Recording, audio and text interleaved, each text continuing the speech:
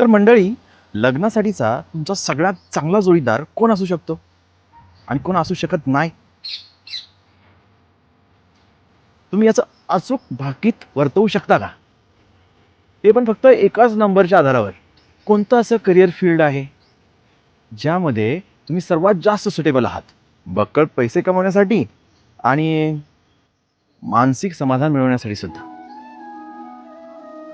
तर या महत्वाच्या प्रश्नांची उकल होते भाग्यांक या कन्सेप्टच्या आधारावर.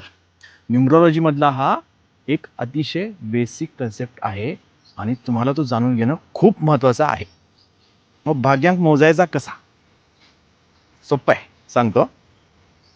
तुमच्या जन्मतारखेचे सर्वच्या सर्व अंक ऍड करत जायचं आणि त्याची सिंगल डिजिट टोटल मिळवायची.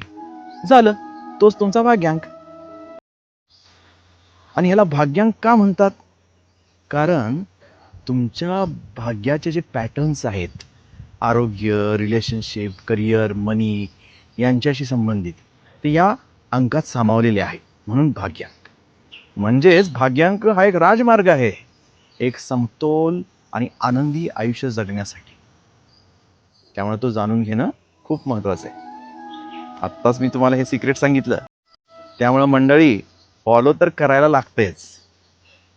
काय आहे तुमचा भाग्यांक ते पण कमेंटमध्ये सांगा.